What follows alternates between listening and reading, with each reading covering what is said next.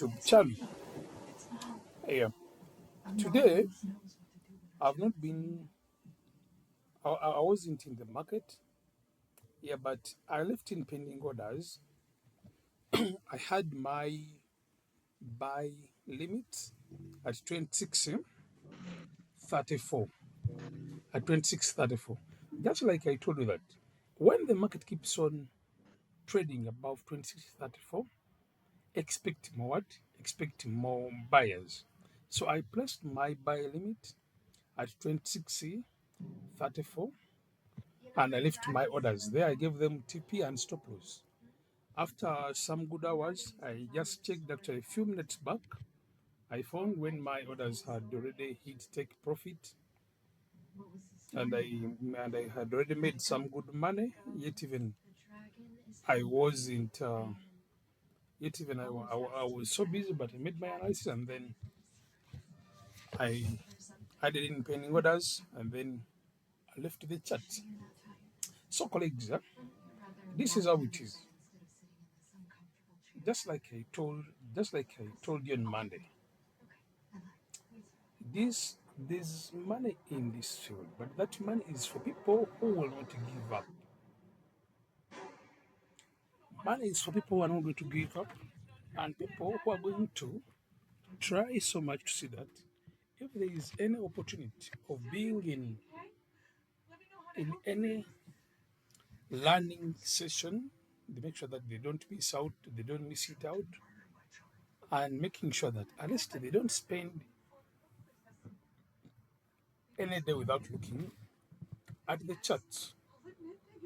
Personally, the charts became part of me. Even if I'm not going to be trading, but it's so hard for me to spend beyond 2 days, actually beyond one day, when I'm not looking at the charts. You find that even sometimes now, like for example, the festival season is coming, and you find that you have been in the field from January up to December. So it will be better for me to get some good rest, have some leisure time, hang out with family, go on vacation, and spend some good days there. So you find that even on such a holiday, you find that I will not just be there, and I'm not looking at the charts.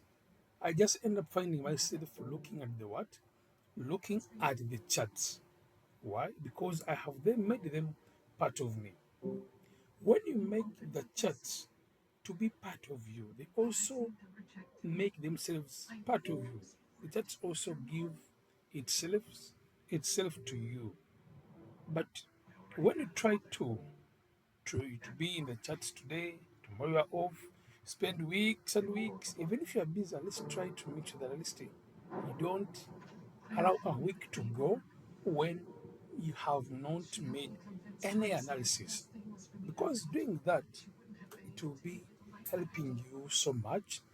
It will be helping you to shape your skill and it will be helping you to grow. Many of you have met this year. I'm happy that I met you and we're still moving together for lifetime. We're still moving together for lifetime. I'm a full-time trader. Other things that I do, I just invest in them, but I'm a full-time trader. This week, I've not been engaging so much into the markets, yeah, because there are certain projects that I've been trying to work on um, with certain colleagues that are not within Uganda. Actually, tomorrow or Friday, there's someone actually there's a trader who has been in this market for more than 10 years. I invited him, so between tomorrow and Friday, he will join this session and then he will have a word for you. So everyone try to make sure that you don't miss any session. Yeah, he will tell you how he has made it to be successful in the field and how he has made it to be in the market for over 10 years plus. So everyone try not to miss. Yeah, so I was telling you that try to make sure that don't take so long when you're not looking on the charts. When you make that part of you, you're going to find that it's going to be very easy to it's going to be for to be very easy for you to master the market. There's nothing unique here. Actually, most of the challenge that affects us as human beings and prevents us from being more successful in the markets, it's our emotions. This market, the market is never wrong. The market is never wrong. The market is never wrong. Eh? I made this analysis and I shared it in the group, in the different groups. But you can find that the market has just still moved just like I analyzed it. It reached our support zone, it didn't break it, and just bounced off it. Actually, it found my buy limit order 2634. It was hit and it bought rapidly and hit what? And hit my take profit. So there's nothing that is too unique. It's all about making sure that you keep practicing. You are still taking the mentorship, you're still learning. Don't just wait for a mentor to tell you that there is this assignment. No, you can do your own practice as many times as you can. Do it again and again, do it and again and again. You find yourself that you will master the way how the market moves. And you'll be moving with the market because it's just a market cycle. Things just keep on repeating themselves. But our emotions, you find that you made your good analysis, but you've quarreled with someone, and after quarreling with someone, you get to the charts, you want to enter the market, not trying to concentrate first, then you try to look at the charts and find the entries, and then there you find yourself making bad decisions and making losses because of the emotions. So try so hard to make sure that you control your emotions. When you see that you are not in a good position to trade, you are so busy, you are up and down, why do you want to just hurry or to just hurry in the market because you have seen a candle buying rapidly? No, that won't that won't make you stay long in this field. Some people just by luck they can make a lot of money from the market, but again they end up losing just because they got a certain opportunity just because of luck and they made a lot of money out of it. And then time comes whereby they have to do the right things. But being the fact that they have been addicted to their lack of entries, they end up making losses. But by trading with discipline and putting everything in place as we learned it on Monday, you find that your trading journey, your trading journey um, will be changing and you'll be growing over and over again. And like I told you, don't view this in a way that it's for your own benefit. View this as a way that will enable your children to overcome the different challenges in the world. Eh? Go to university, finish university, then they just be there hanging around, jobs, blaming the government. Why do you put yourself among politicians? Or why do you put yourself in politics, blaming the government, what and what? Yet you can just trust the Lord, you master the skill, and then you'll be trying to grow.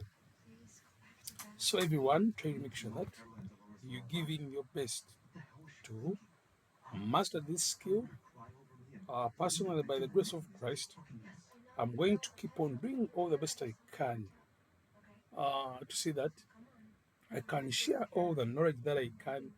Actually, these 5 days are not going to be enough to share each and everything. Everything. I'm just trying to share the major, major things. But on my YouTube channel, I'm going to try. Actually, the come 2025, I'm going to be sharing a lot of content, a lot of knowledge, live trading sessions, market analysis. Looking forward to that everyone can grow and everyone can change his or her life. Yeah, I would be happy when one of you or one of our colleagues here is making millions and millions of dollars, and is making that just because of just out of the knowledge that he or she learned from me. I'd be very, very, very happy. So I'm looking forward to building many millionaires, and I'm not talking about. I'm not speaking in Ghana shillings, but $1 million. I'm looking forward to building many millionaires through the what? Through the financial markets, because it's over around $6 trillion plus that are being traded each and every day. So even if each day every one of you here makes $1 million, $1 million, we cannot complete the whole money that is being traded every day in the what? In the financial markets. By the way, I'm speaking about $1 million, and some people may be like, that's a lot of money. It's not possible. It's very possible. It is very possible. People are making a lot of money. People are making a lot of money. And by the way, it's not the financial markets. These people that you see on the TikTok, YouTube, most of the social medias, posting posting big figures. Those are not the people that are making a lot of money in the market. There are people that are living simple life, but they are making a lot of money. They are making a lot of money. Personally, there's a friend of mine. He's also a trader. He stays that side of Tinder. He's a trader. He's an old man around 50 years. But this man, he has been in the market for over 20 years plus. And this man, he's making a minimum of $400,000 a day in the financial markets. But you're not going to find him anywhere on TikTok or YouTube. You're not going to find him anywhere. There are very many people out there, and young men, young ladies, and they're making their good money from the markets quietly. They're making their good money quietly. So you can also be one of them by making sure that you give in what it takes to have success. Yeah. So that was food for thought. Let's get to.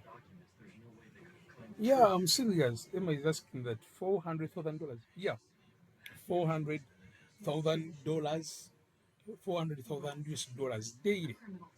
One time last month, I was trading with him while we were having trading. We were trading together, and he made 600,000 US dollars. But you're not going to find him exposing himself anywhere. That what? No. Actually, not only that one, but there are very many. There are very many whereby they just want to live their simple life. There are very many. So you can be the next one. Those of you who trade gold, I believe you're enjoying the week as the pair is just moving as we hoped it to move. Consolidation, but we expected more buyers than sellers. Right now, buyers have hit again our resistance zone 1, and sellers are trying to apply in rejection. So this was a confirmation for buy. So someone who had entered here has already made good money.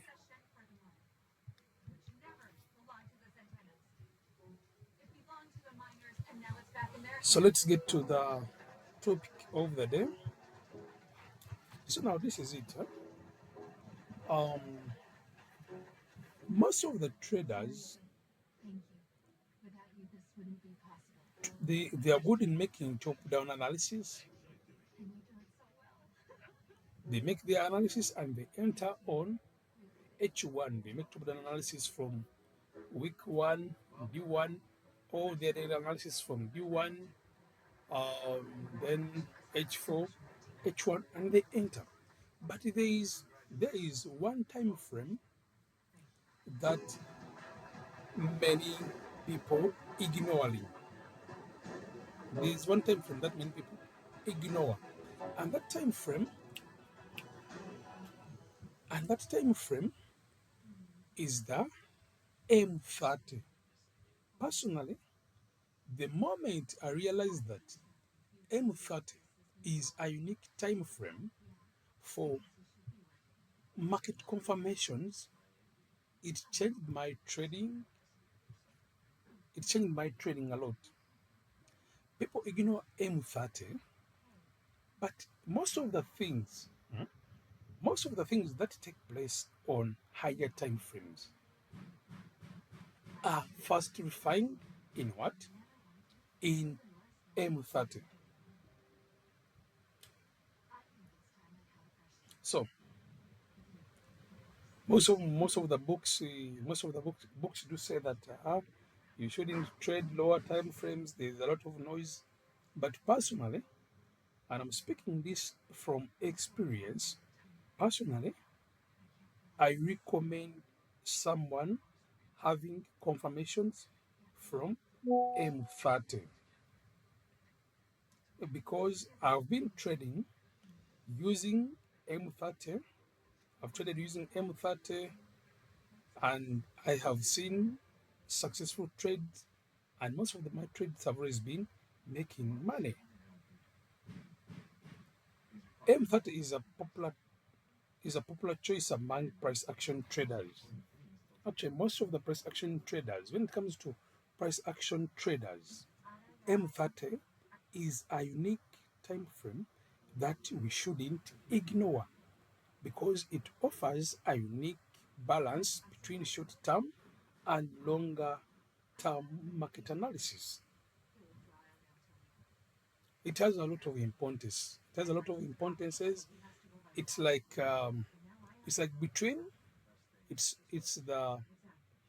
balances between lower time frames and higher time frames. So all meaning that by the time if someone is to trade on M30, or for someone who is trading on H1 or any other time frame, when you put M30 in consideration, it is going to help you make market analysis that is having balanced the market analysis, reduce the noise, increase the trading opportunities, and improve what? Improve the risk to reward ratio. So, price action traders, you know that you enter your entries on H1 after having made your top down analysis. But then, most of the confirmations that you see on H1 or H4 are first formed on M30. When an engulfing candle has been formed on M30, no matter how long the market may try to consolidate, it will definitely move and form an engulfing candle on H1. On H1, then H4 onwards. Yep. So this is how it is. You have made this is how it has to be moved. This is how it should be. After making your market analysis, top-down analysis, you have found that it's a buying trend. Make apply your zones, find them, and then wait for price action confirmations that are confirming you to buy. Remember, we are traders who are trading following the trend. So if it's a buying trend, we have to only be looking for what? For buying opportunities. So this is where the secret is. After discovering, after confirming the trend, that it's a buying it or it's a buying trend, and even identifying the trend, instead of you waiting for confirmation for price action confirmations at H1 for you to enter, don't do that. Wait for price action confirmations on M30. Then when you get to that confirmation, you enter on H4. Sorry, on H1. One can decide to enter still on what? On M30. But personally, I look for my price action confirmations from M30. Then I enter on H1. Why do I enter on H1? I've got my confirmation on M30. I don't only look on the winning side, but I also look on the losing side. So why I enter them on H1, it's that I'm trying to cater for scenarios whereby the market, instead of going straight from the same price action confirmation it has formed on M30, it first tries to consolidate a bit before going to my direction. That's why I get confirmations from M30 and then I enter on H1. So when you add this on your trading, actually, let's have a look on it. This is H1. Let's go to M30. This is M30. By the way, before I go any further, the unique thing about this thing, yeah, you're not going to find any book or video talking about it, but the unique thing about this thing is that it helps you to grab opportunities earlier when those who I was still waiting for H1 confirmations haven't got them. And it helps you to don't to not stay so long in the what?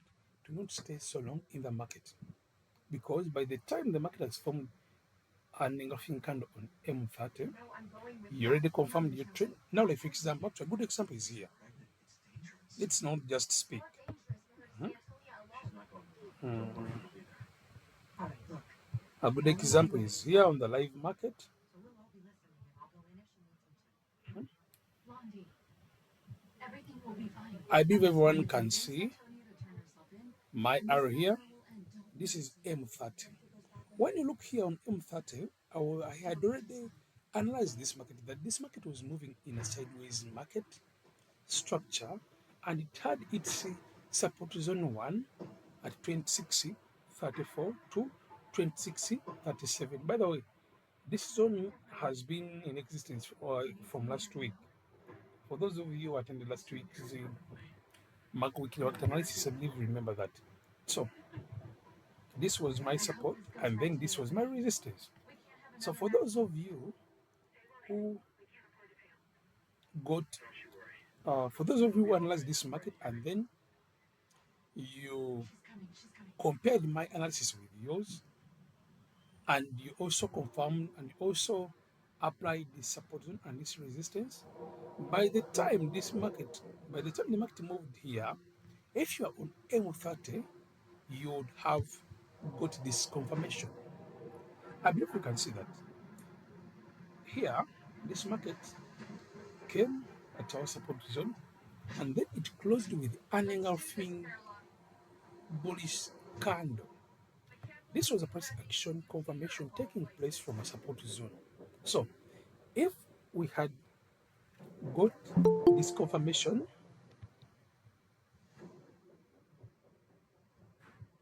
Of some newcomers. So this is how it is. If one was already knowing this strategy, you would have got your confirmation on M30 with this bullish engulfing candle. Then you would have gone, or you would have went ahead and enter on H1. You enter on H1, applying risk to trade ratio, and then you wait for the market to hit your TP. And then this is what happened. Let's go to H1. Ah, you see, you find that. So this is where the trick is. Mm, this is where the trick is. When M30 closes with an engulfing candle, it means that the next 30 minutes in an hour are also going to be pushing up to see that even H1 can close with an engulfing candle. Remember,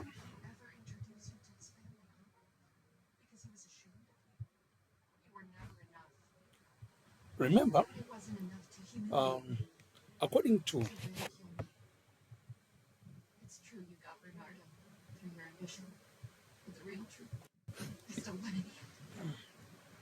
according to time frame, M30 has M30 has 30 minutes, H1 60 minutes. So meaning that in 1 hour there are two 30 there are two M30 candlesticks. So when one when the first 30 minutes of an hour close with an inside close with an engulfing bullish candle, the next 30 minutes we also buy rapidly, looking forward to apply what has been formed on M30. When M30 closes with uh, uh, with an inside back kind of formation, even if the market tries to do what or what, it will definitely that inside back candlestick formation, it will have to also take place on what? Also take place on H1. So you find that um when you when you make your analysis, you make your trade analysis. By the way, this is only true when you're trading following the trend or in sideways market, just as like this market today has been. All right, now I can see buyers are trying to break that resistance, and if buyers manage to break this resistance, the market will move up, buy, then um,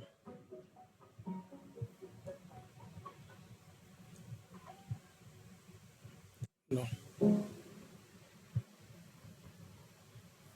this is a revision about what we covered yesterday. When buyers break this resistance and the market buys more, just note this breakout somewhere.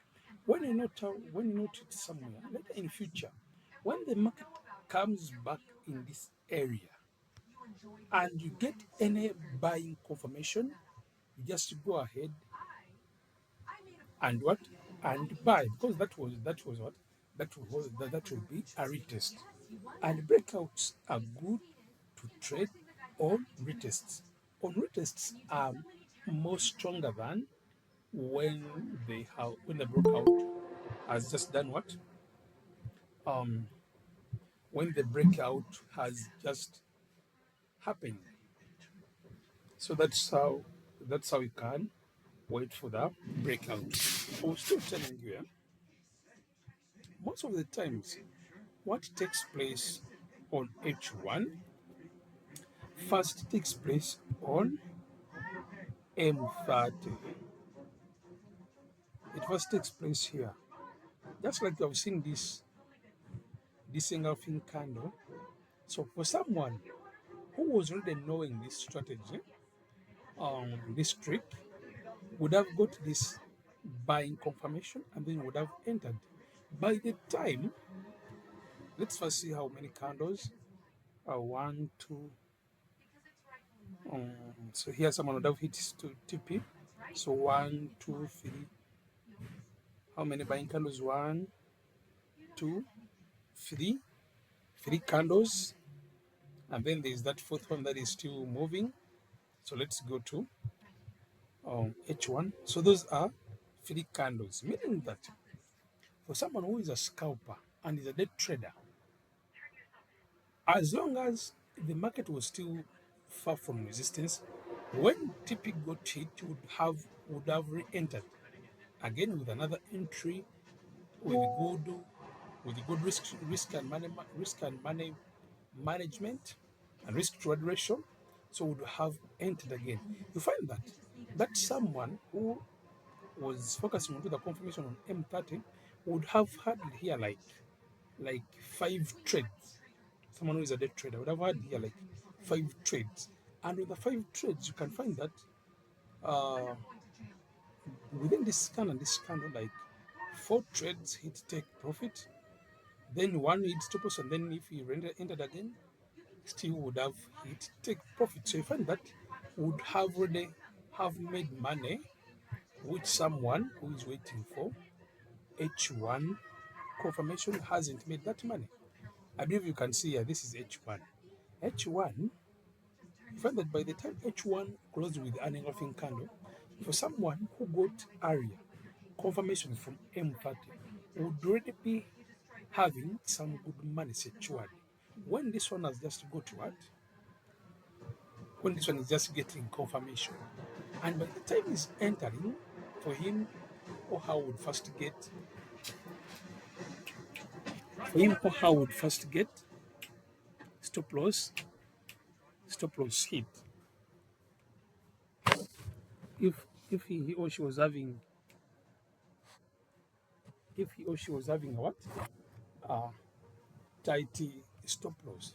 So you find that for you who is trading with M30 confirmations, you get more opportunities than someone who isn't trading with what?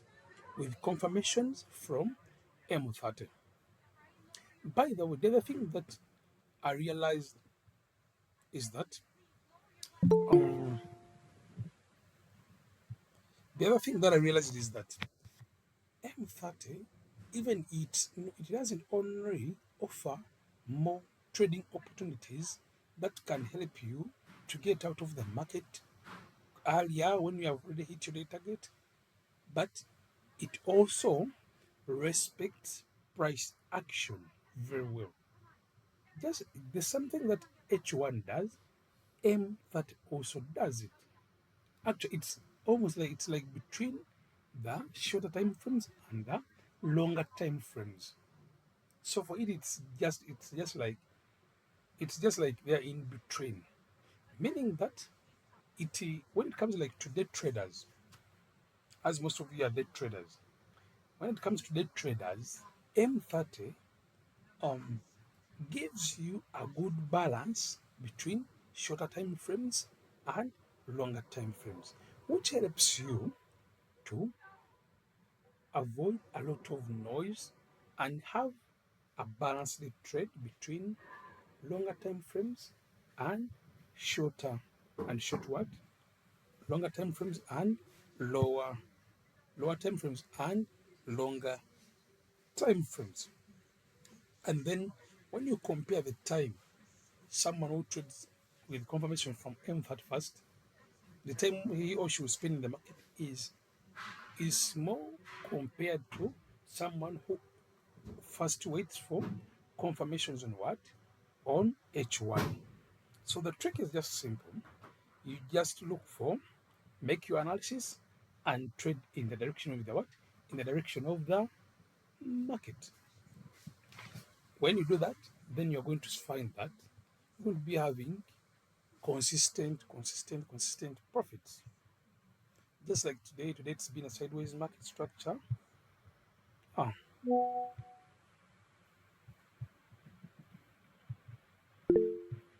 M30 um, was giving sell confirmation. This was a sell confirmation and buying confirmation. Here we had indecision candles, market sold. Here there was an engulfing candle, market sold. Here there was inside back candle, and the market bought. So M30 also respects what? Respects price action. So from today onwards, while you make your analysis, when it comes to price action confirmations, look for them from M30. Then when you get the confirmation, you go ahead and enter on H1. Enter on H1 with what? Um, with risk to reward ratio. And by doing that, so okay, someone can say to still be entering on M30, which is also not bad. Yeah, so even me personally, sometimes I do enter my trades on M30 still, but to balance it off, most of the times I get confirmations from M30 and then I enter from H1. Yeah, so someone will be like, the previous hour closed with what? With the previous hour closed with selling confirmation. But now why are you buying? Yeah? Someone will be like, that's a wrong trade. Not knowing that for me, I'm buying because I already got confirmation from what? From M30, whereby I got that confirmation before it being confirmed by what?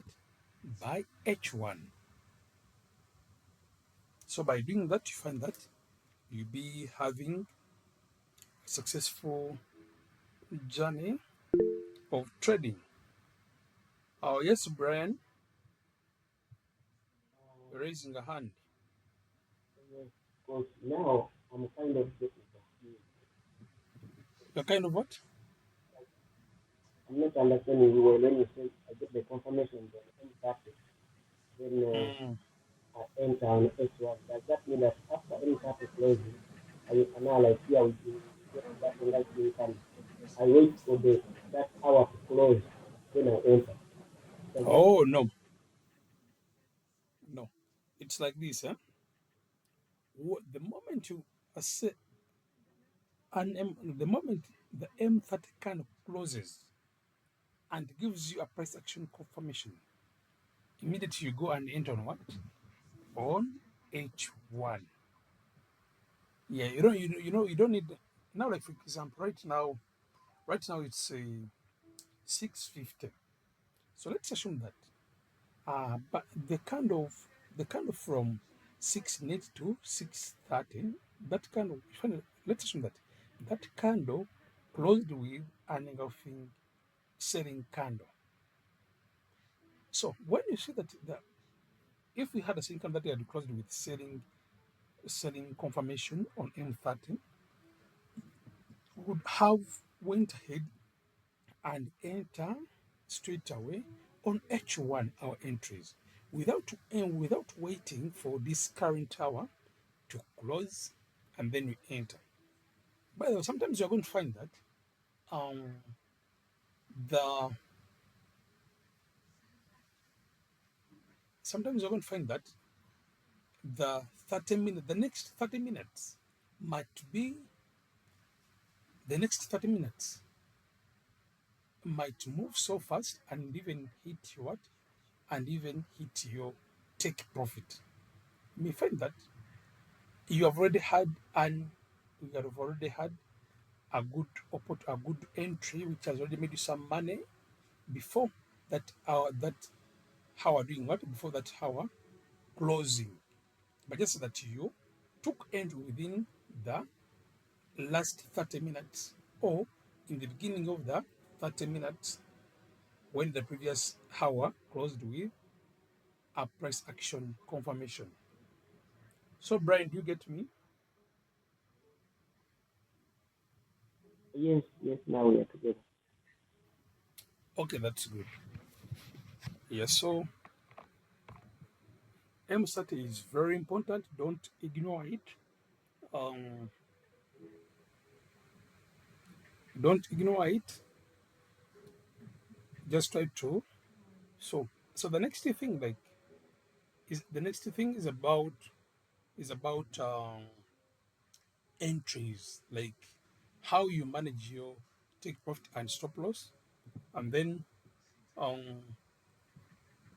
about when it comes to that, about like how you can manage your risk to reward ratio and stop loss. Um, for those of you who enjoy trading gold, I'm going to be taking you through a certain strategy that you can use doing trading, day trading, having good take profits and stop losses that can help you to stay so long in the market, or having a consistent journey that can help you to be at least withdrawing money every week. So it's important. This is how it is. When you are trading um, with this, you can just try to make sure that uh, you don't risk more than 1% or a maximum of 2% of your capital on a single entry.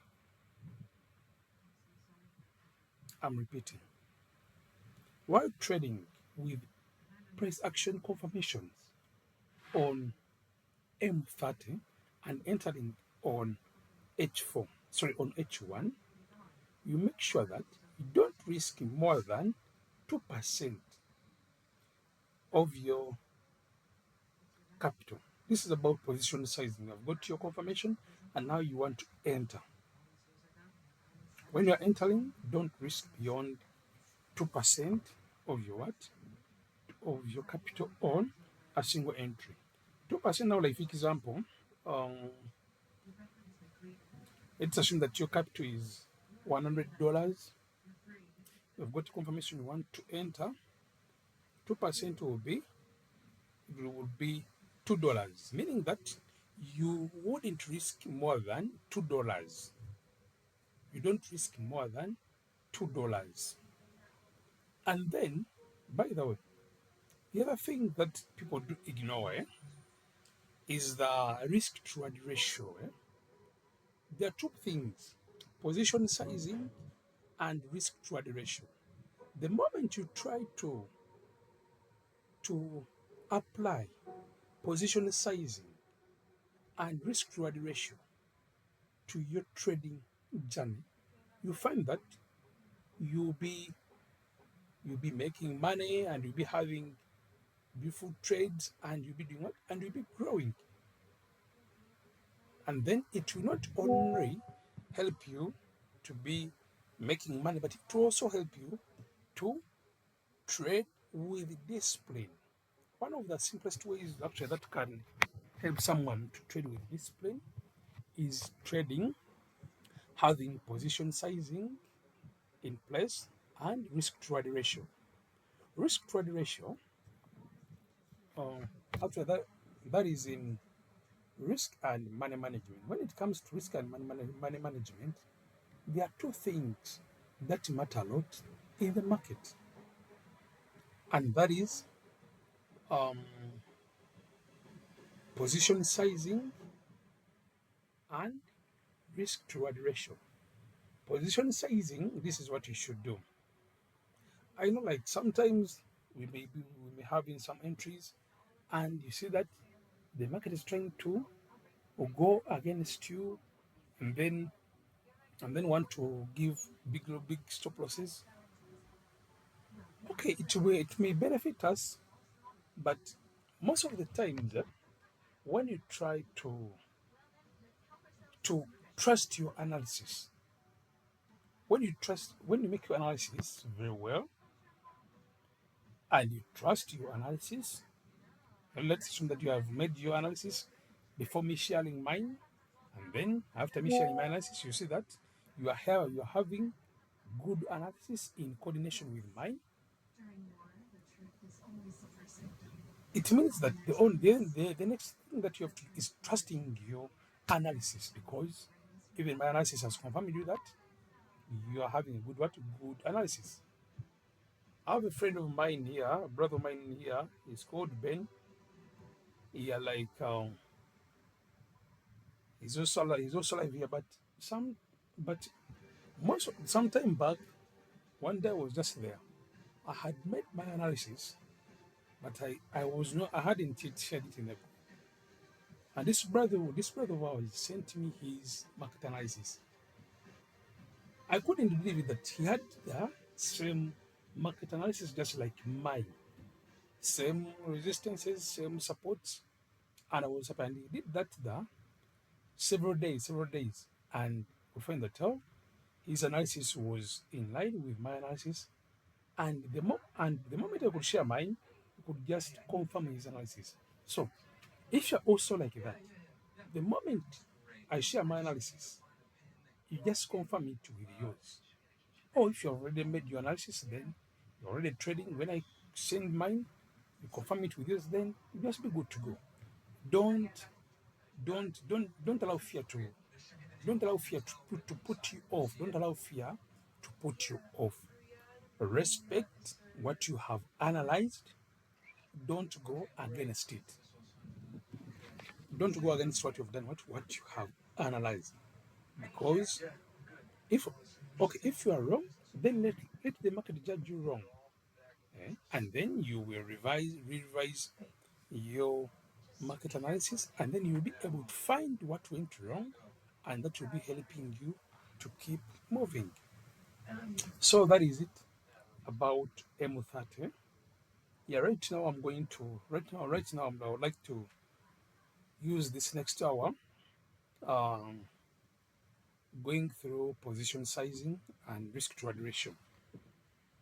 I believe most of you have heard about risk to reward ratio, position sizing. Yes, Shark.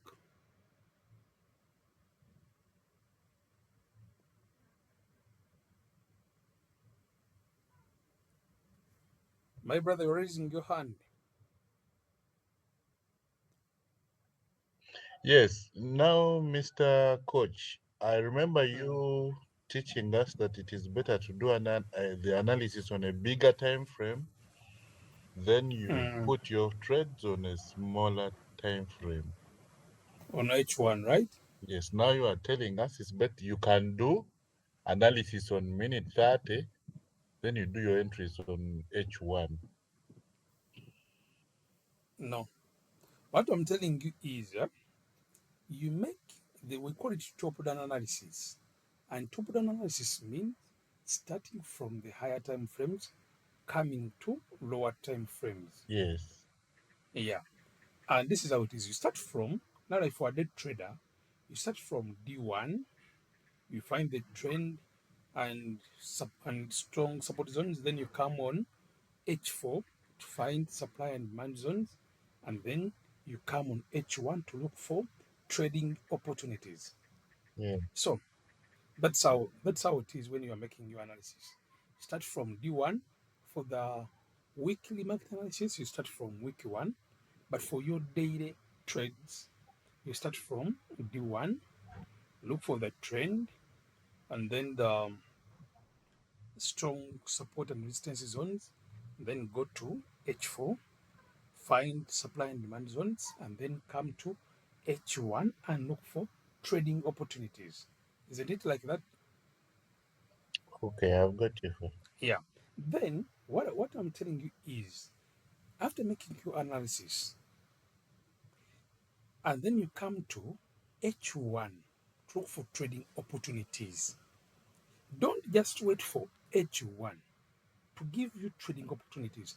Get the confirmation from M30, then enter on H1. Do you get it? I've got it, sir. Yeah. So M30 it just we just actually it's in place like it just helps us to get confirmations earlier than It is when we are just waiting for same confirmations to be formed on on H1, to be formed on H1. And by the way, tomorrow I'm going to be looking on strategies. There's a strategy that I'm going to give you.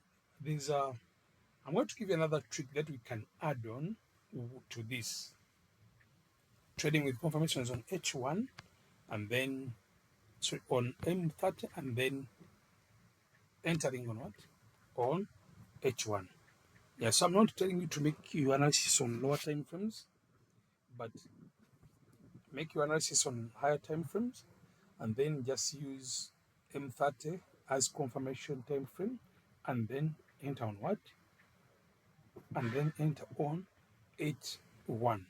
When you find that you are late and you didn't grab the opportunity immediately when the confirmation took place, then don't then don't chase the market. Sometimes people chase the market whereby you find that the confirmation took place long ago and the market has moved over beyond 30 pips, and then you want to also join the market when you are late. No, it's good to wait for the confirmation. Immediately you get it, then you do what? You enter the market. And by trading with this M30 trick and making sure that you follow that trend, having market structure in place, you have on 10 trades, you can find that all 8 trades made money. You can find that all 10 trades made money, and maybe only 2 trades did what? Only 2 trades didn't make money. Yeah. So I've I've done this. I've I've tested it. I've shared it to some people. They have also applied it. It's been working for them, and it's still working. So when you try to practice it between from now on up to the end of the week, I believe from tomorrow, from next week, very many of you are going to be trading, having are going to be trading, not ignoring what, not ignoring M30. Yeah. So um, I was telling you that there are these two things. These two things actually, not only you, even me in my beginner, in my in my beginning journey, I used to ignore these two things. But then it costed me a lot until when I realized that, oh no, I need to do what? I need to be trading, respecting these two things. And that's when also started doing what? Seeing my trading changing. But it's not that I wasn't aware of them. I had sessions teaching about them, learning about them in books, but I wasn't still giving it what? I wasn't still giving it attention.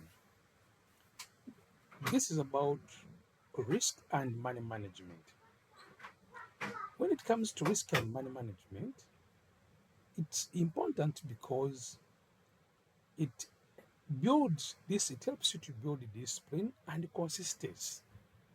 And when it comes to risk and money management, we have majorly two important things, and that is position sizing and risk to reward ratio.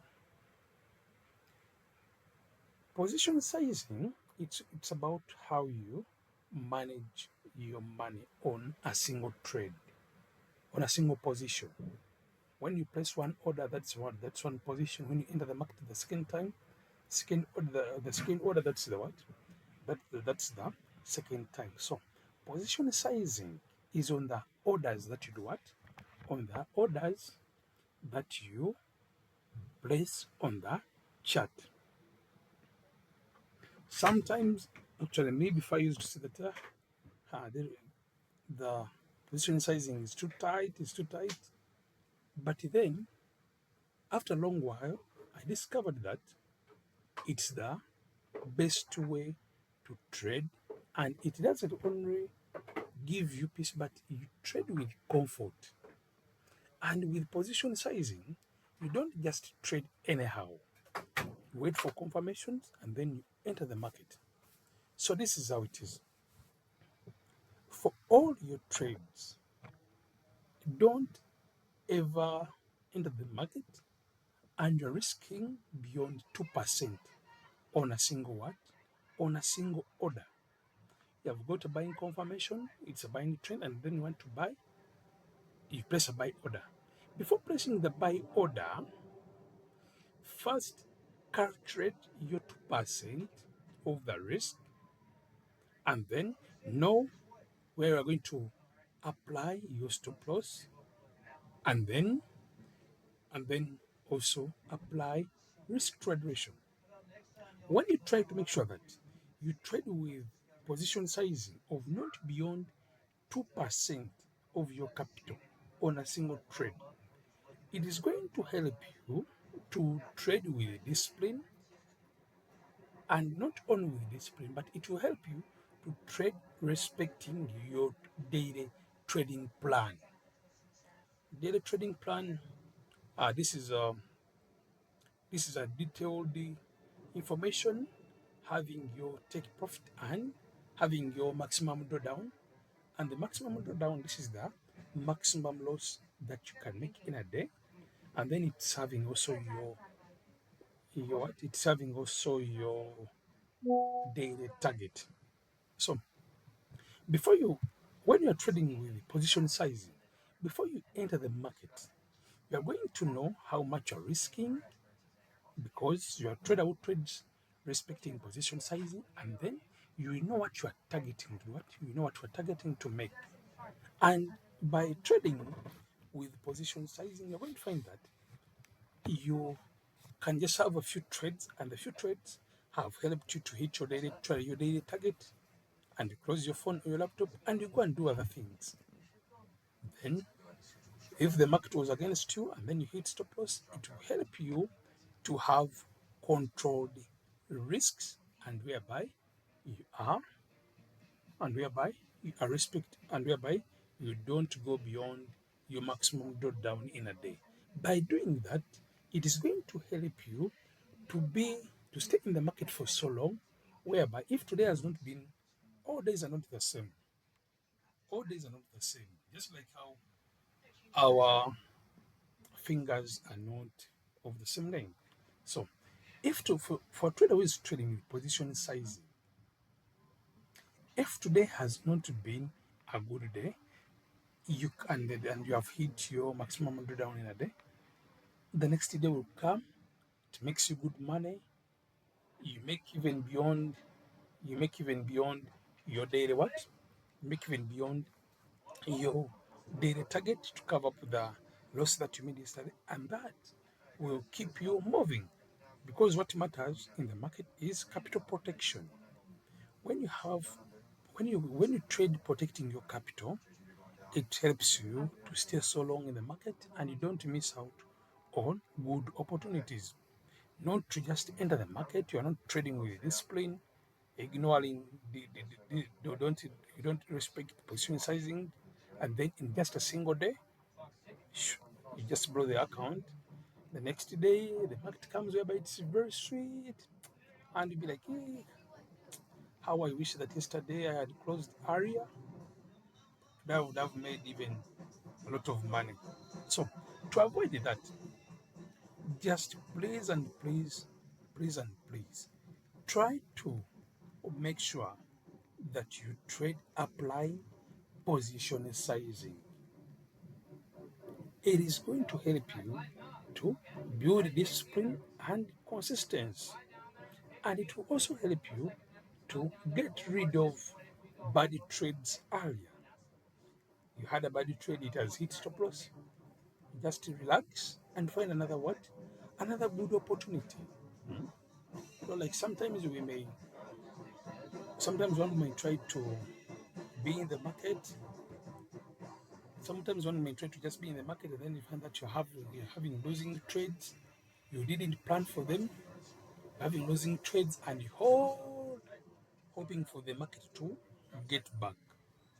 Sometimes the market may get back and it takes you into profits and you make money, but then it won't be helping you in the long run. So, the best way for someone who wants to succeed in this field, it's only through trading, applying position sizing, not risking beyond 2% of your capital. If your capital is $100, 2% of your capital is $2, meaning that when you are entering a certain order, just one order, don't risk beyond 2%. Yeah, on a single what? On a single order. Let's assume that you are a trader whereby you trade more than one pair, not like us who trade whereby you're trading only gold. So we find that if you're trading gold, GBP, USD, USD, JPY, still you do the same. Don't risk more than 2% on each order. You analyze GBP, USD, USD, JPY, um, GBP. You analyze the GBP, USD, JPY, and let's assume that maybe even gold. You entered one order on gold, risking not beyond 2% of your capital. Still on GBP, USD, you do the same thing, and even still on USD JPY, you also do the same thing, meaning that if you be having three trades of different pairs, but whereby on on all of them you have risked only 6% of your what? 6% of your capital, which isn't bad. Yeah, because at least you don't be it helps you not to go beyond your daily maximum drawdown. Then the other thing by the way, that I would like to talk about, many of you try to trade a lot of pairs. Pairs are many. But when you try to trade very many pairs, it's going to delay you from growing fast in the what? In the market. Personally, I do recommend one to have a maximum of actually I would recommend three, but the best way is to have a maximum of two pairs that you call your favorite. If not two, then don't go beyond three what? Don't go beyond three pairs. But then as you keep on trading the three pairs, try to filter out so that you can find two, those two pairs that you call your favorite, and then just be trading those ones every day. And by doing that, it will help you to master the currency, the pair, and you'll be growing. And then as you keep on growing, still you find that one pair which is your favorite. Also, I trade mostly gold these days because not because I cannot trade other pairs. I used to trade USD JPY. It has good moves. It can follow the trend, and it has longer trends. And I also used to trade GBP USD. It has good volume, and so though sometimes it may try to have a lot of choppy markets, but it's a pair that can also have good moves. Yeah. So I filtered out and then I decided to focus on gold. Yeah. So try so much so that you don't trade a lot of pairs. Now going to the next thing about that's we're done with position sizing, and I believe everyone has understood it very well.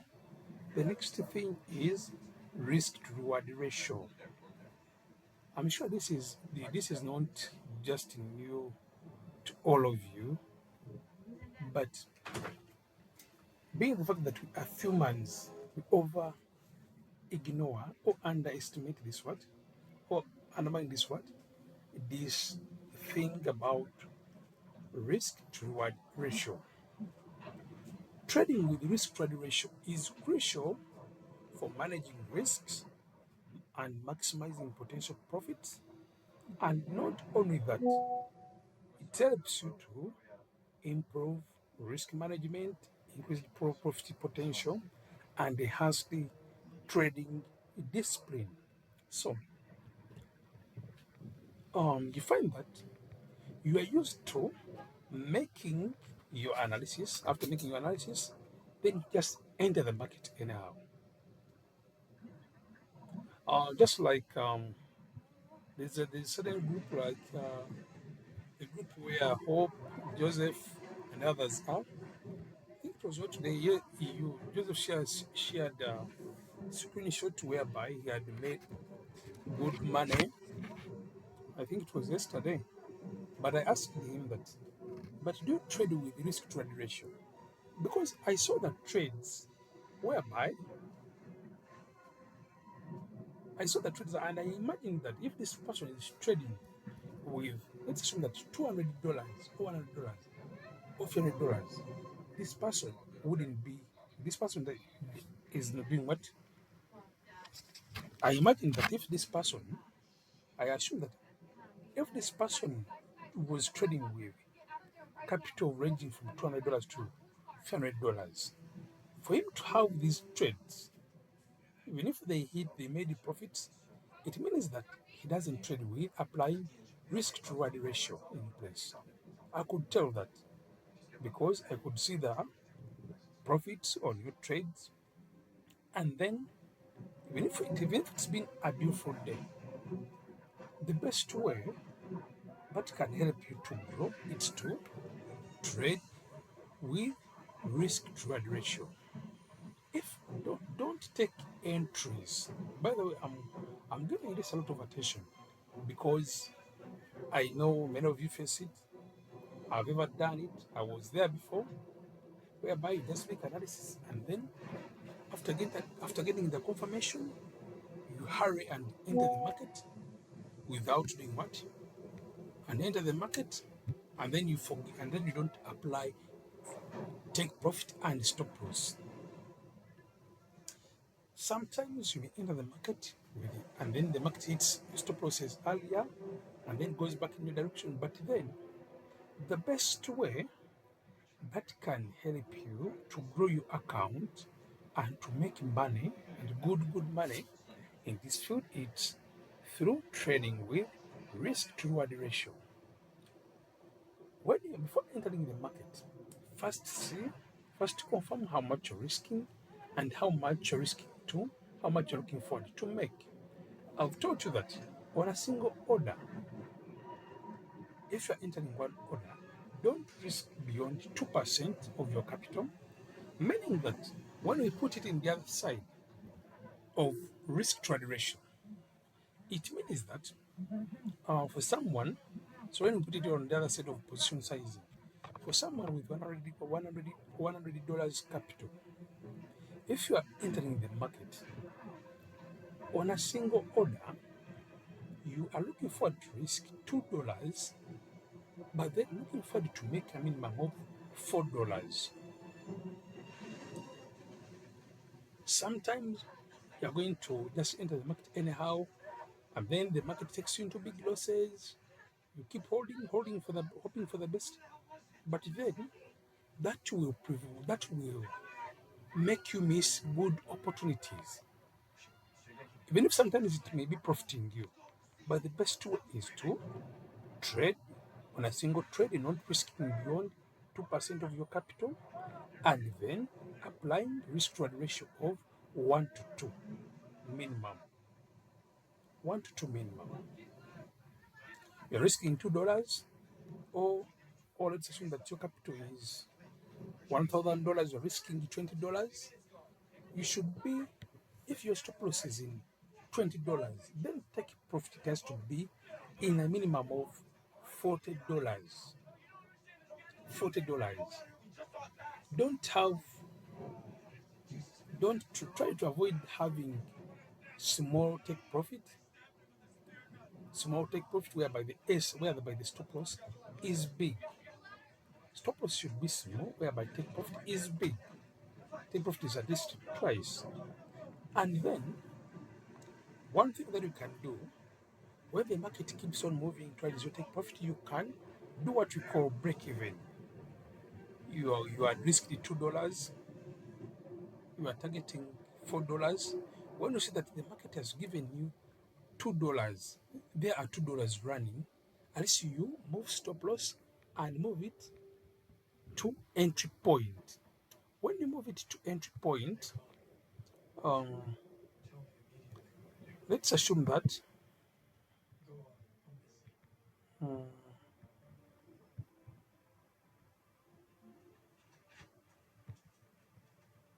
let's assume that you have entered from here, where this yellow line is, and then you have your stop loss from around this level. Let me change its color. Stop loss is this what?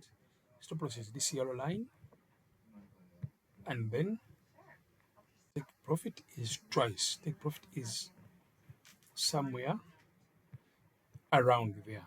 So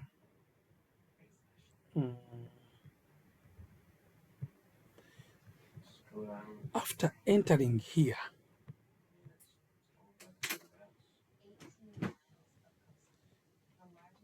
I believe everyone is seeing my screen.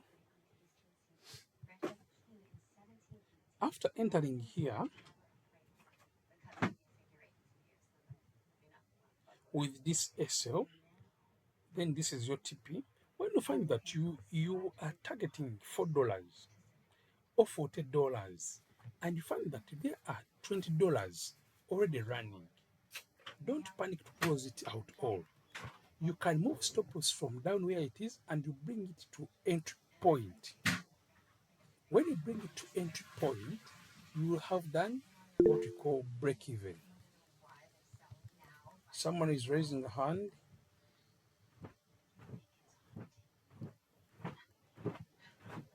You can unmute yourself, then you speak what you want to speak or consult what you want to consult.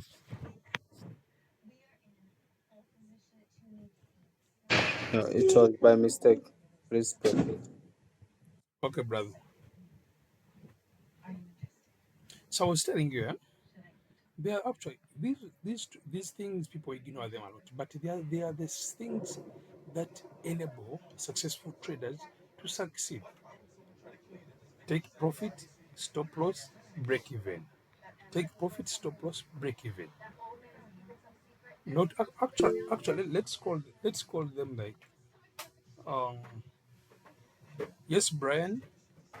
Now what I'm asking coach, now Mm, like if we are using on M30 entry strategy, now like mm. on that current move, we would be entering after that engulfing candle, right? So This one, eh? yes, so the risk Yeah. reward, I mean the SL, where would it be? Mm.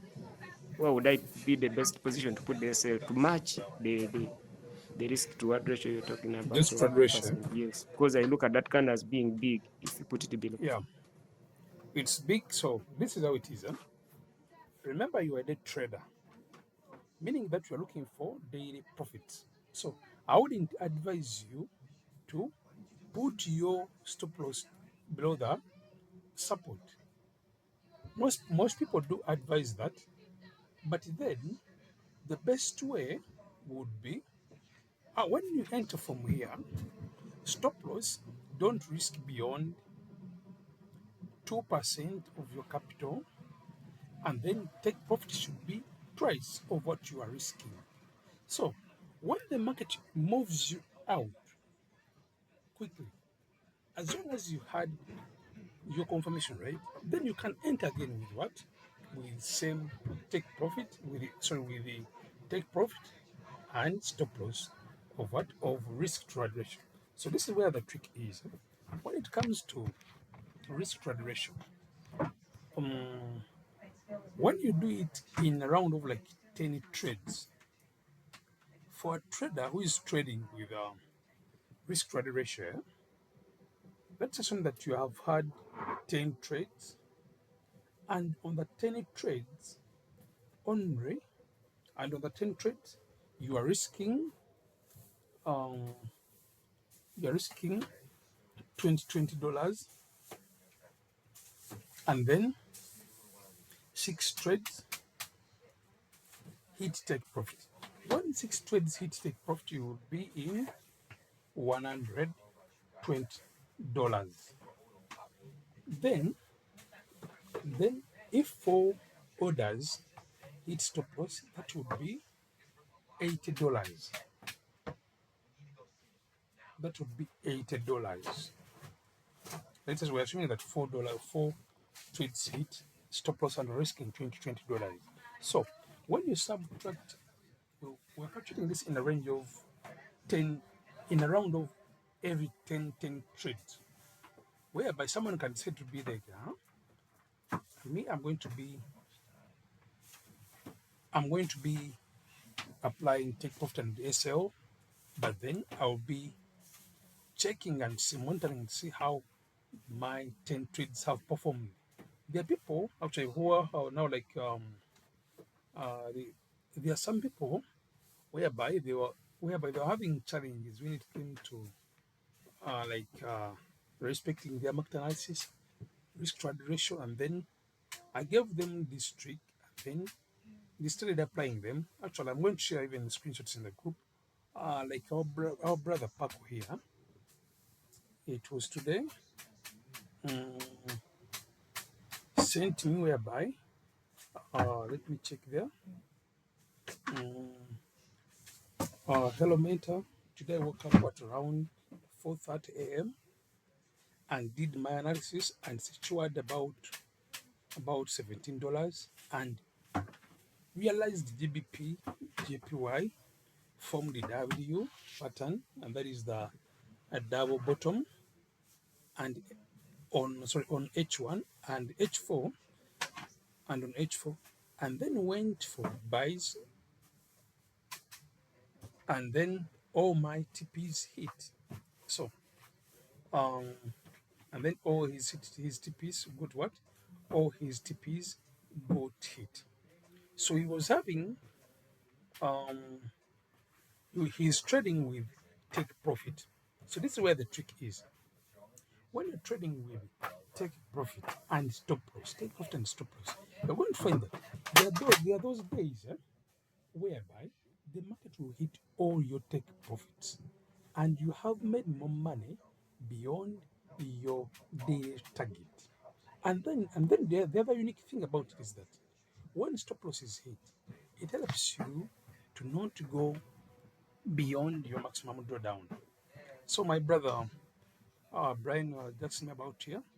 So Brian, this is how it is, and I'm telling you this out of experience. Most people do advise that when you enter after confirmation, you put stop loss below. That would be good.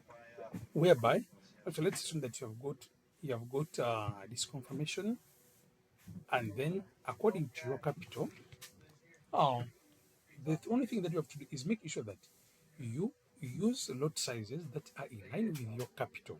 So you don't just have to put stop loss below and risky beyond 2% of your capital and beyond 2% of your capital just because you're trying to apply to apply the concept that everyone knows that stop loss on buy trades has to be below support.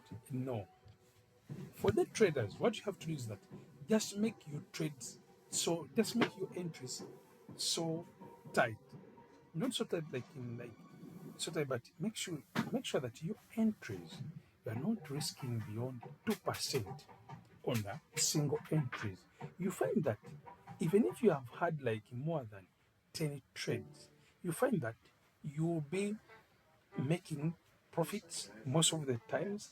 And the days whereby the market has not been good for you, you find that still you're respecting your trading plan. You don't trade and go beyond your what? And go beyond your maximum drawdown. So, Brian, what I would advise you is stick to trading, beyond, not risking beyond 2% of your capital on a single entry, and then trade with risk to reward ratio.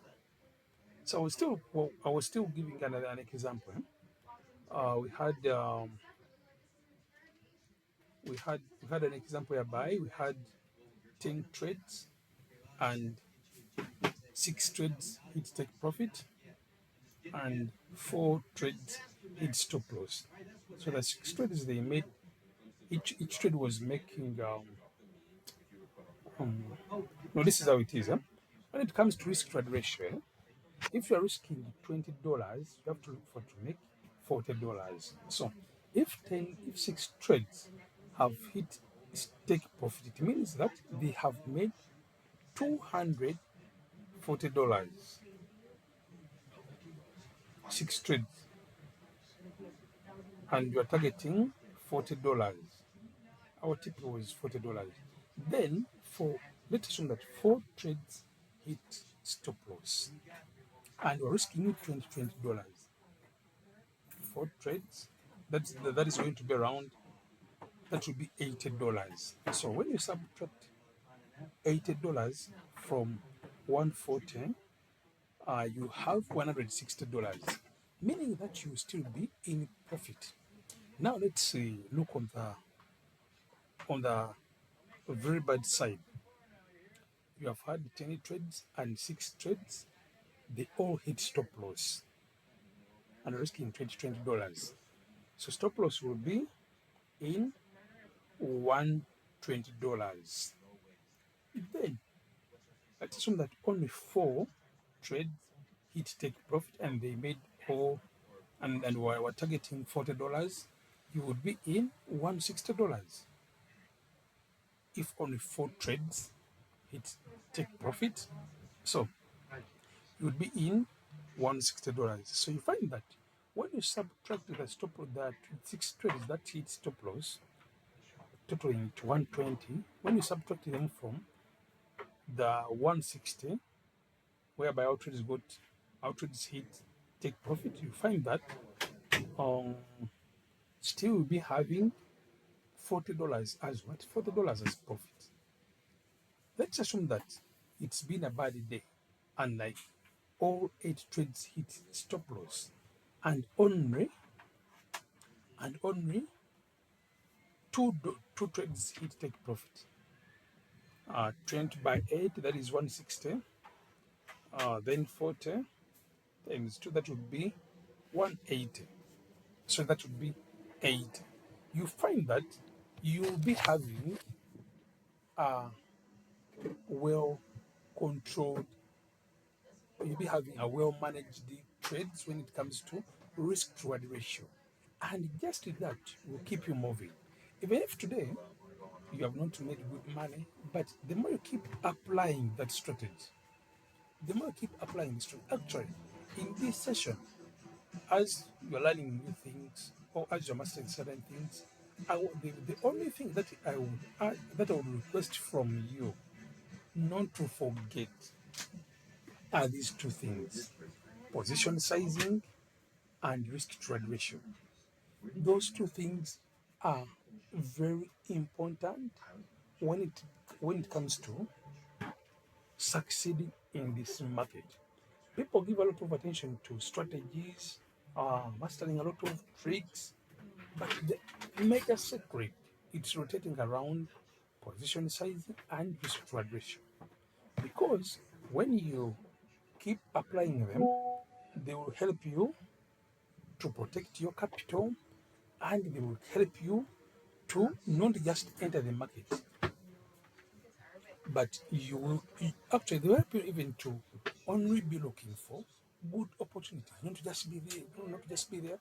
I've seen the candles buying rapidly, you just want to hurry and buy, just want to hurry and sell. No, it will help you to avoid noise in the market and focus only on to quality. And then you'll be looking for quality setups. You take them, apply stop loss, not going beyond 2% of your capital, and then take profit twice of what you're risking. You are the stop loss is to make stop loss is to hit like $30. Take profit has to be a minimum of $60. A minimum of $60. If stop loss is 40, then take profit has to be $80. according to your capital, and that will help you to move. So I was telling about another trick which is called break even. Yeah, let's assume that you entered from here, stop loss is here, take profit is there, and then you're risking $20, targeting $40. When you find that your entry is in positive 10, half of your target, you can break even. You can move this stop loss, you move it from down, you move it, and you move it, you move it above the entry point, and you put SL in, you put SL in positive 5. Your order is having $10, but you don't want to close it all, so you can just do what we call trading by situating $5, and then leave the rest 5 on what, on risk. Meaning that when the market removes you, it will move you out with a profit with $5. Then, whereby it gives you another opportunity to re-enter. Or if not, you can do what we call break even. The other one is called trading stop loss. Securing some profits into profits, securing some profits, protecting some profits, but when you have not closed the wall order. So if you have not trailed, then you can do what we call break even. So this is what break even is.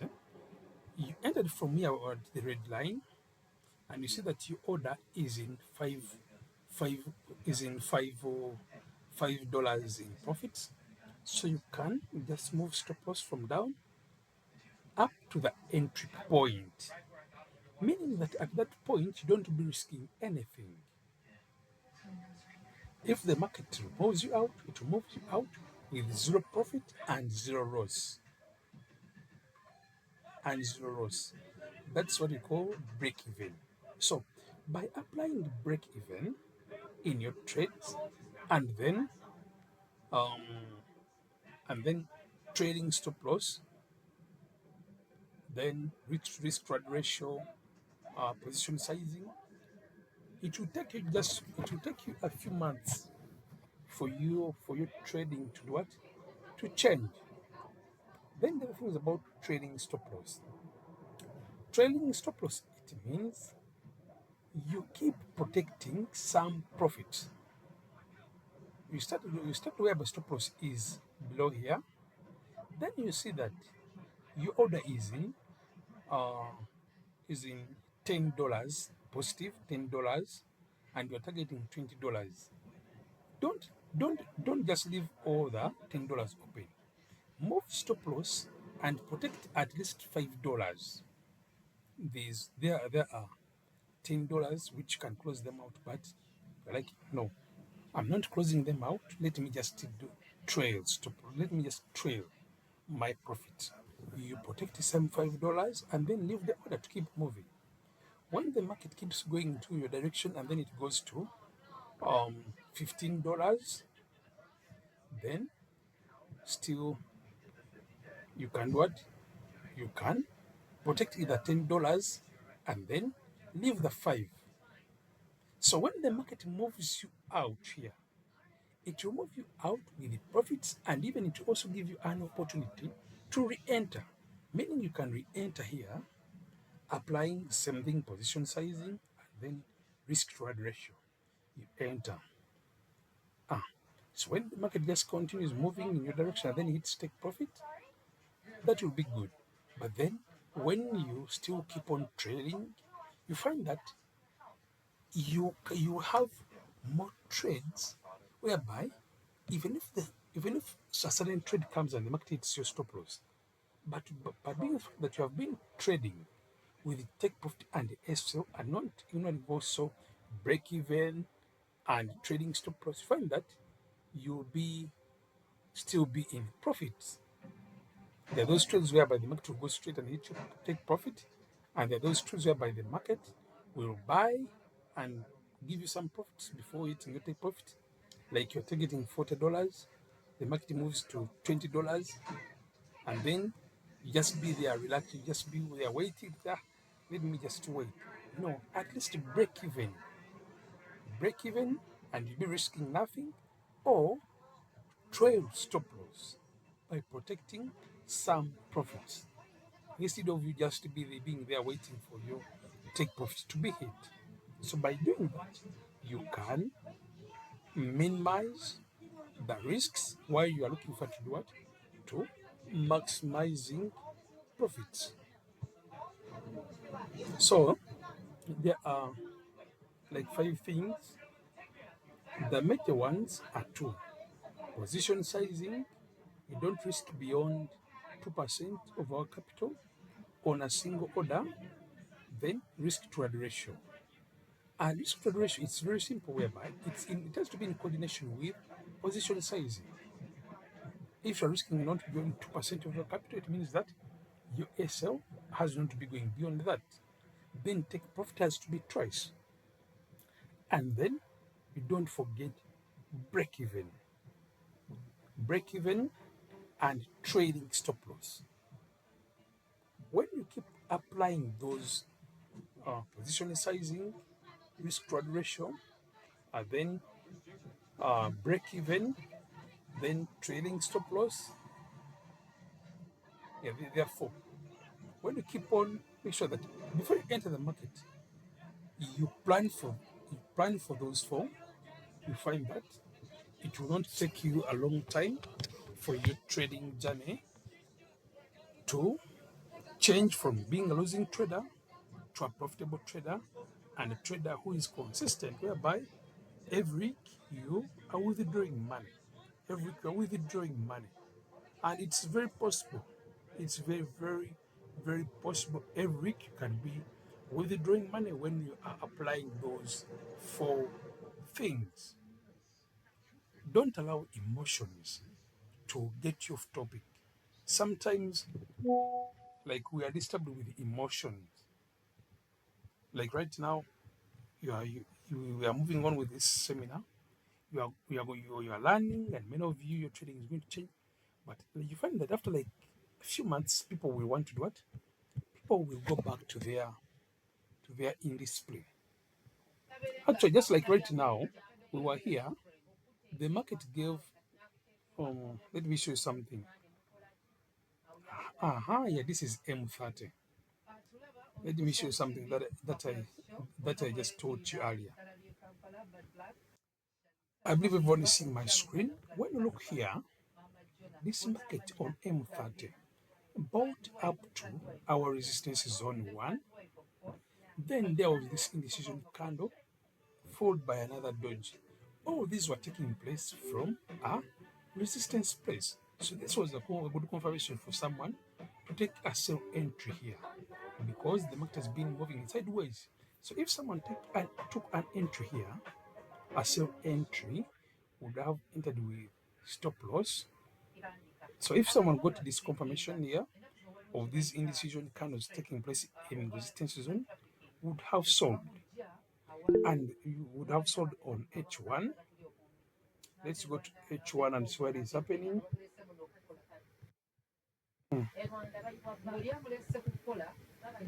So this is H1. H1 hasn't given any selling confirmation. I believe you see the power of this thing. H1 is just trying to create confirmation, but then when you go on someone is raising a hand, I'm coming. When you go on H1, so on M30, you can clearly see that gave indecision candles, and we all know that when it comes to price action, indecision candles communicate reversal in the market. And then when indecision candles take place in a resistance zone, it means that the market will like it to sell. So if I was in this chart trading, I would have entered a sell entry after the close of this selling doji. Yeah. And right now I would have made good money before someone who is waiting for confirmation on H1 before him entering the market. So that's how it is. By the time someone who trades on H1 is getting confirmations, for you have already had like two two or three successful trades. Do you all see my arrow when I when I'm trying to illustrate for you something? Oh, someone is telling me that my screen isn't interactive. Is it true? Well, but the arrow is moving and I'm seeing it. Maybe from someone's distance. Yeah, so Chinara, maybe it's on your side. Yeah, when you happen to face such a scenario, then you can just get out and then rejoin. So that's the power of price action confirmations from HM30 while taking trades on what? On H1. Yeah, I believe that everyone has got that trick. And then we have talked about position sizing, not risking more than 2% of your capital on a single entry, then risk trade ratio, and then break even and trading stop loss.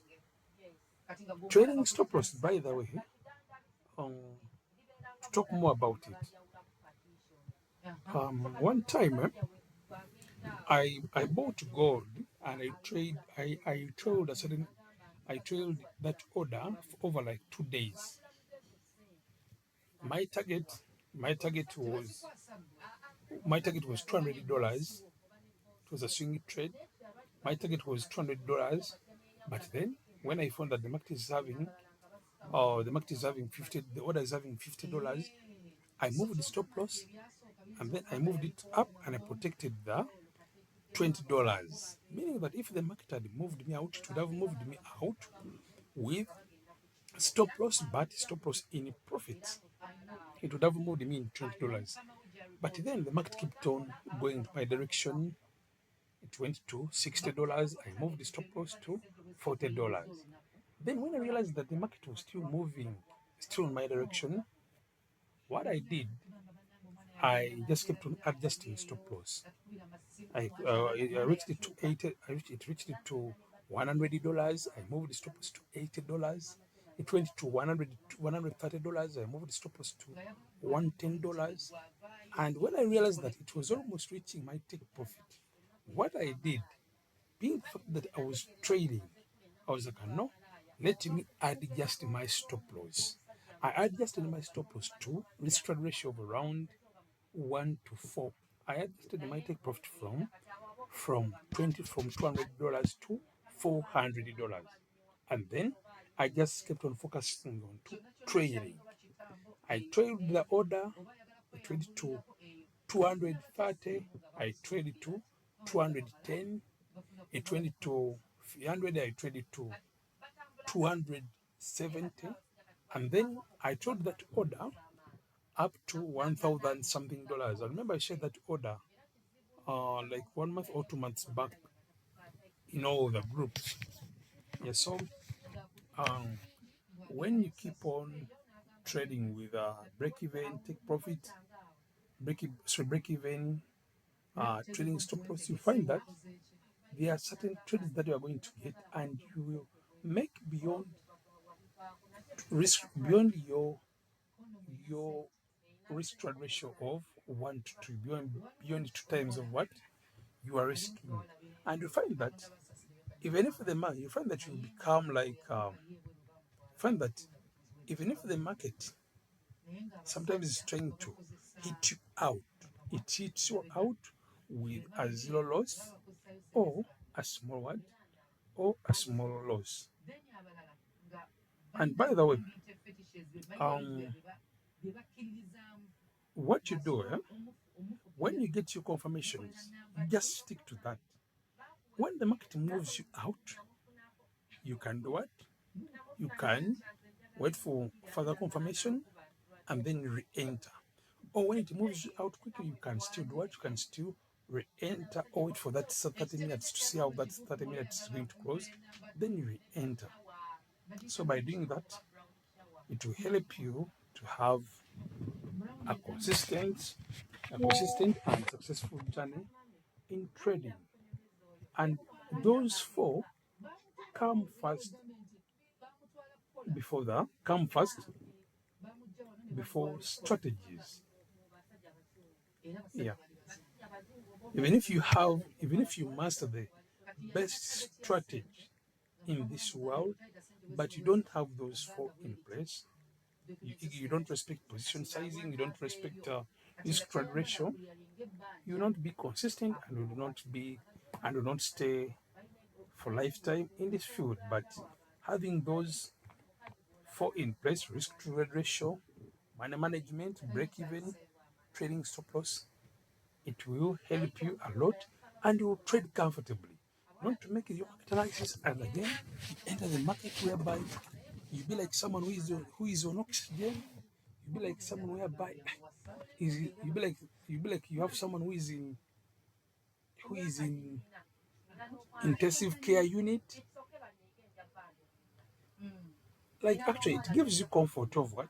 Comfort of trading. And you keep on respecting your daily trading plans. And by the way, everyone, the other thing is you make sure that you don't have a trading journal. Have a trading journal. Have a trading journal. By having a trading journal, you be noting out these things, you be noting out important breakouts and wait for their retests, and you will not be missing good opportunities. And by doing those, you find that you will have a successful journey. So I really do request you in this seminar. You may forget anything else, but don't forget about risk trade ratio. Don't forget about position sizing. Don't forget about break even. Don't forget about trailing stop loss. Everything else you may forget it. Actually, I would say that maybe this would be the closure of the seminar because these are the most important things. The other things that I want to cover the next 2 days are also going to be important, but in respect, in coordination with these things that we have covered today. Yeah, so that brings us um, to the closure of today's question. I believe you can still see we have already had more than 2 entries. Someone who is trading on H1 is still waiting for confirmation to sell. So that's how quick that move is. Yeah, so that's all I had for you today. Unless there's any question or concern. Uh, yes, Ambrose. Ambrose, you're raising a hand.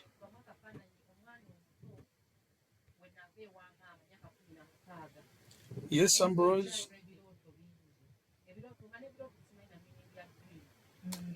Mr. Bakuseka John, how are you?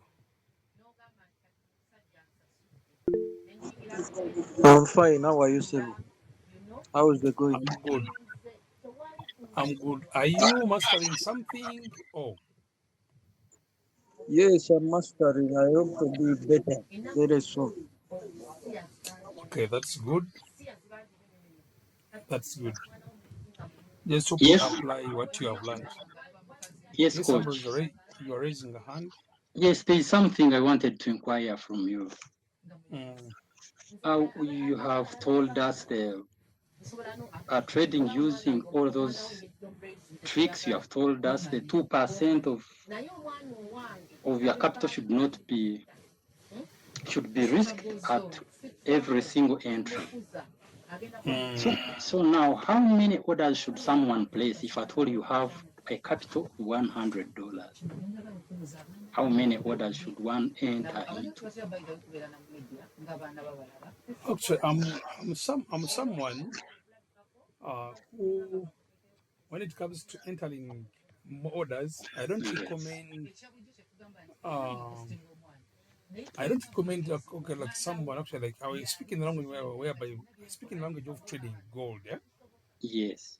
because it's my favorite pair. So for someone who would like to, you want to enter gold, I wouldn't recommend it to take free orders, and on those free orders you're risking 2%, and you're having your capital is $100. So for someone of $100 while trading gold, I would advise you uh, to stick to one order per confirmation, one order. When that one order hits take profit, you can re-enter. You can re-enter again because be having tight take profit and tight stop losses. So when it comes to having more than one order, unless someone is trading with a capital of $200, can have two orders of 0.01, but I still don't recommend beyond two orders. Yeah, so it depends to your capital. It depends to your capital. It depends to your capital, but if someone is to risk beyond, don't go beyond two orders of two of a risk of 2% of your capital. Don't go beyond two orders maximally if you're risking a lot. Yeah.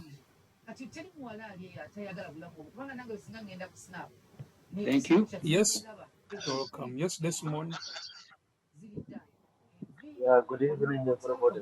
Thank you so much for the offer you have brought us. My question was about the calculation of the percentage. Like, I'm just. Mm. like, how am I going to calculate that my $2 will be like around this price and my $4 is going to be like around Oh, this price? thank you very much. Thank you very much. Thank you very much. There's something that I wanted actually us to go through, but you have reminded me about it. This is how it is. Um, MT5 is modernized. I'm going to request one of you here.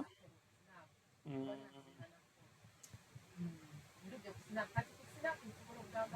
I'm going to request one of you here to share the screen. Mm, Paco, can you hear me? Paco, are you there? Oh, Hope, Hope, can you share your screen? Yes, Hannington, I can hear you. Oh, okay. So, Paco, I'm stopping to share my But I'm on a screen. move. Eh? I'm on You're a move. moving, yeah? Yes. Okay. Hope, can you hear me? Yeah, I can. Can you, are you in a position to be able to share your screen? Yes. Okay, share your screen. So, colleagues, this is how it is. MT5 is modernized. These days, things are not as they were before, but you had to fidget around, look for the parameters, calculate the pips, and find how much you're risking and how much you're targeting. MT5 is modernized these days, whereby you just have to enter the market, then you go to the chart, then tap on your order, and then you get the lines of sell and take profit and see how much you're risking and how much you are targeting to make. Let's go through it here practically. So go to MT5.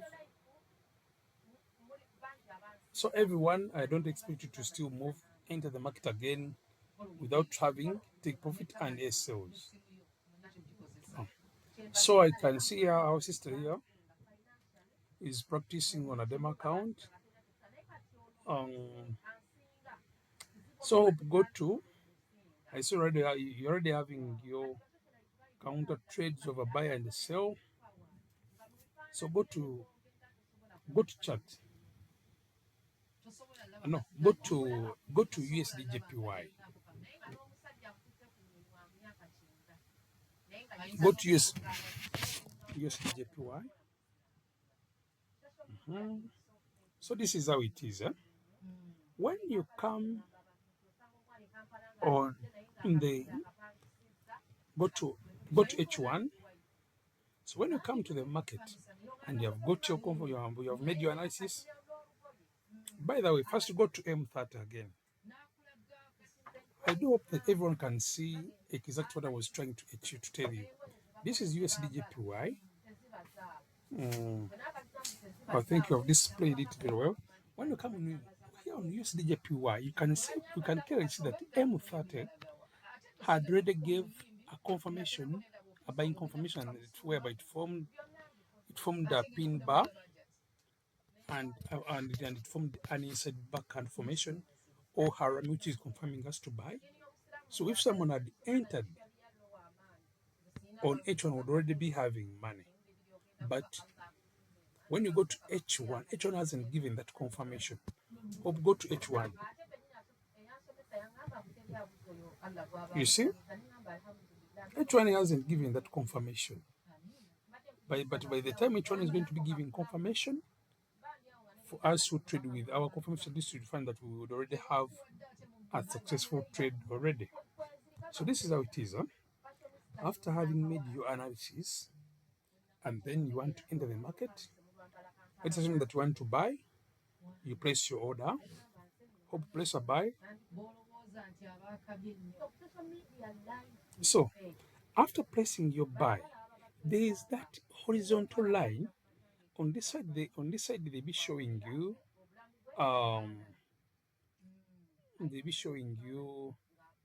buy 0.01, buy 0.01. Then there's that dotted horizontal line. So you just tap on that order. But by the before going to that, wait, I'd like to show you something. When you look at this chart, our sister here had a trend line resistance, trend line support from the selling trend, but then before the market buying, it broke a certain resistance. Can you apply a certain line where this resistance was on the previous swing low, swing high? There's this previous swing low where your trend line resistance stops down. There's that swing. Apply your line there, horizontal line.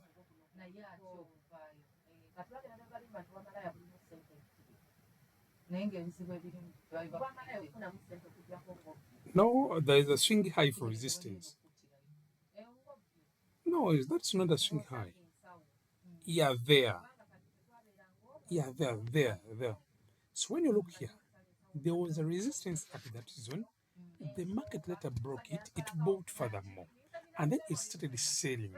So right now, sellers are experiencing a rejection because this was a resistance, but buyers broke it. It became support, and right now, the market has formed a retest, which is just waiting for confirmation for a buy what? For a buy entry.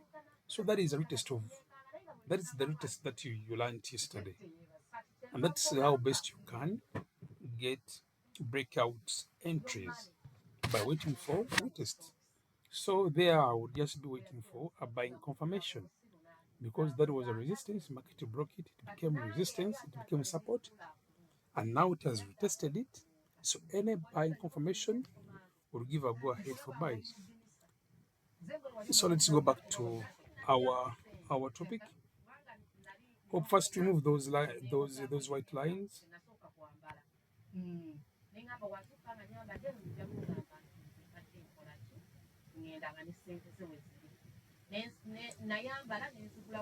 By the way, those lines on phones or on laptops, you can increase them to the size that you want and to the color that you want. Yeah, the initially the M5 comes with white, so with the red tine lines, but you can see you can increase the size to the size you want and even the color you want. If you don't know that, then remind me tomorrow then so that we can also go through that practically so that everyone can know how to do that. So after placing your order, you come back to chart. On chart, they'll be showing you your order that buy 0.01. They show you the lot size, then there is that horizontal dotted line. So just tap on that dotted line. So tap on that dotted line. When you tap on it, they bring you SL and TP, whereby you're going to clearly be able to see what you're risking and what you're targeting. Tap on SL. So let's assume that our capital is $200 and 2%. That's around $4. 2% of 2% of $200. Yeah, that's $4. So let's assume that we have two places by entry, and we're risking $4. So when you tap on the other horizontal dotted line, they bring you this interface icon. Then you tap on SL. SL means stop loss, and then they bring the other, which color is that? They bring the other, it's like orange. They bring that orange line. So the moment you see that orange line, you just tap on it. So tap on that dotted line and bring it below and set SL of $4. You're risking $4. $4. Yeah, there. No, put it in $4. So on the right, they show you how much you would be risking. I don't know why some phones they don't put it in negative, but for me, my Google Pixel and my iPhone, the SL they show you -4. Then take profit has to be in positive. So here I believe you can see SL $4.11. So here it means that we are risking our SL, if is hit, would be losing $4. So now tap on TP. So TP has to be twice. So TP has to be $8.22.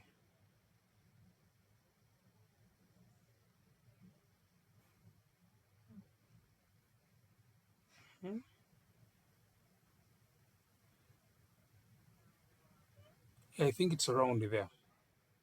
So then you move your take profit line to your take profit to the amount that you're looking for to make, and that amount should be twice of what you're risking. So after moving your SL and seeing the amount you're risking and the profit that you're targeting, then you go straight and tap on this blue arrow. If that blue arrow doesn't come, then it means that what you have applied is wrong. Sometimes you find that someone has bought but wants to, but the SL is still above the buy, and yet buy orders to process have to be down, take profit up, and then sell orders stop loss has to be above, and then take profit down. So when this blue line comes, blue arrow comes, it means that your setup is ready. So just tap on that blue arrow. Tap on the blue arrow. Then after that, then you tap on modify.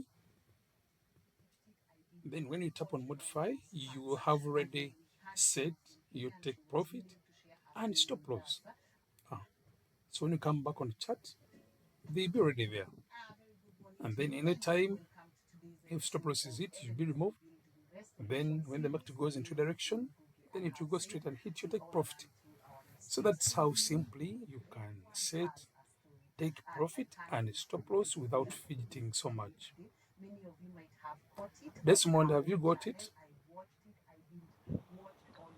Yeah, yes, sir. Yeah, that's how it is. One last person with a question or concern.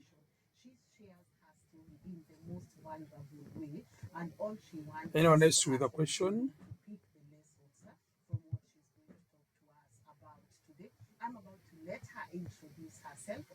So, colleagues, if you have not been trading with the take profit stop losses, kindly try to trade with them. Trade with them. Don't just enter without them. You may enter without them, then you make money, but then it will not be helping you in the long run. Madam Barbara, how are you? I'm okay. Have you learned something? Yes, I have learned, though my screen was disturbing me at the point when you were talking about break even, but I think I'll wait for the recap tomorrow. Oh, okay, no worries. I'm going to share them. Thank you. Okay, colleagues, it was nice having you today. Have a blessed evening and a blessed night. May the Almighty God be with you all. Good night. Thank you. Thank you very much.